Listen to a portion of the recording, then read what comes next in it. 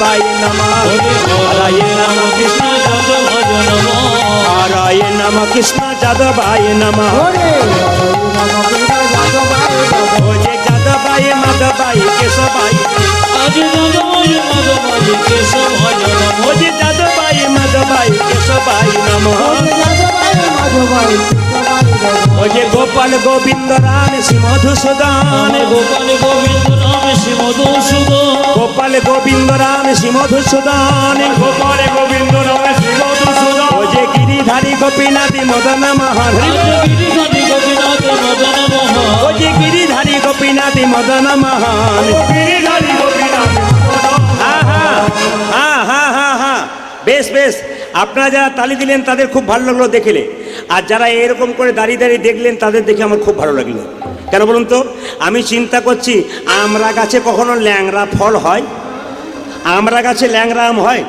যার বাবা ভদ্রলোকের মতো দাঁড়িয়ে থেকে হাত তালি, আপনাদের এখানে জন্য বলিনি, অন্য জায়গায় জন্য বললাম, যার বাবা ভদ্রলোকের মতো দাঁড়িয়ে থেকে তালি দেয় না, তার বাচ্চা কখনো তালি দেবে? বাবার কাছ থেকে বাচ্চা শেখে বিচার, আর মায়ের কাছ থেকে বাচ্চা শেখে আচার। মায়েরা, আপনার ইস্কন মন্দির নবদ্বীপ মায়াপুর গেছেন? দেখবেন ওখানে শিলপ্রভুপাদের ছবি আছে, ভালো করে শুনবেন। শিলপ্রভুপাদ, তার ছবি আছে। এই শিলপ্রভুপাদের বাবা কলকাতায় চাকরি করত। বাবা ভালো হবে তবে সন্তান ভালো হবে, শিখে নিন। এই শিলপ্রভুপাদের বাবা কলকাতায় চাকরি করত। তো যখন 10টার সময় অফিস যাবে তার আগে দরজায় বসে থাকতো। 4টার পর থেকে অফিস থেকে এসে চুপচাপ বসে থাকতো দরজায়। কেন? কোনো বৈষ্ণব দেখলেই বলতো, এই যে এই যে এই যে এই যে, ও বাবা এই যে এইদিকে আসুন এইদিকে আসুন। যখনই বলে এইদিকে আসুন এইদিকে আসুন, সঙ্গে সঙ্গে বৈষ্ণব বলতো, কী জন্য ডাকছেন?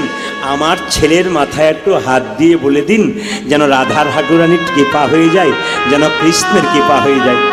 এই যে যাকে আপনারা দেখতে পাচ্ছেন শিলপ্রভুপাদের ছবি ইস্কন মন্দিরে, হ্যাঁ, সেখানে দেখতে পাবেন শিলপ্রভুপাদের বাবা সব সময় বৈষ্ণবকে ডেকে ডেকে বলতো, কিচ্ছু করতে হবে না, আমাদের কিচ্ছু করতে হবে না, এক গ্লাস জল খাও, একটু সেবা করো, নিয়ে আমার ছেলের মাথায় একটু হাত দিয়ে দাও আর বলে দাও যেন রাধা ঠাকুরানীর কৃপা হয়ে যায়। বাবার এরকম চেষ্টা না থাকলে সন্তান ভালো হয়? মায়েরা, হিরণ্যকশিপু তো বাবা ছিল, অত্যাচারী ছিল, যুগ যুগ ধরে অন্যায় করেছে। তার ছেলে কৃষ্ণ ভক্ত হলো কেন আপনারা বলতে পারবেন? মায়ের জন্য হয়। মা কয়াধু ভক্ত প্রহ্লাদ যখন মায়ের পেটে ছিল তখন ভক্ত প্রহ্লাদের মা নারদ মুনির চরণ সেবা করেছিল, কৃষ্ণ তত্ত্ব কথা শুনেছিল।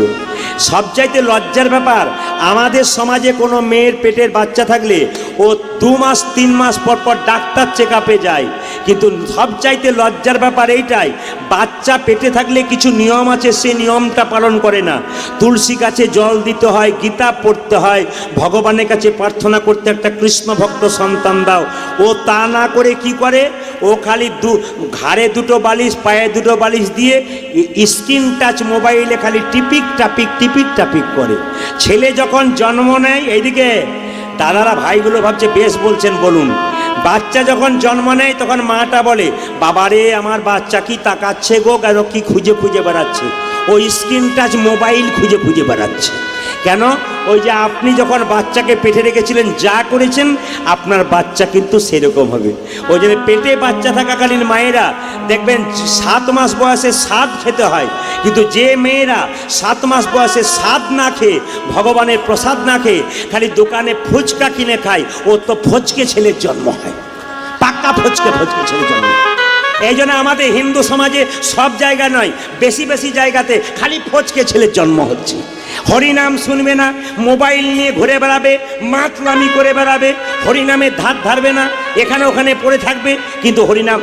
তবে এখন যা যুগ এসেছে বাবা, আমি যত জায়গায় যাচ্ছি আমার তো দেখতে পাচ্ছি কম বয়সে ছেলে মেয়েদের ভক্ত সবচাইতে বেশি।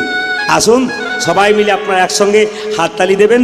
হ্যাঁ, এরা বন্ধ করবে, আপনারা এবার আমার সঙ্গে বলুন, সবাই মিলে বলবেন তো, একসঙ্গে বলবেন তো, একসঙ্গে, হরে কৃষ্ণ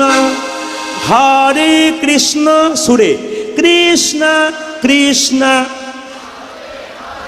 বা হরে রাম, জোরে, দারুণ দারুণ, এই তো বা খুব সুন্দর হচ্ছে, একটু জোরে, হরে কৃষ্ণ বলে হরে, বাবা মায়েরা বলুন, বা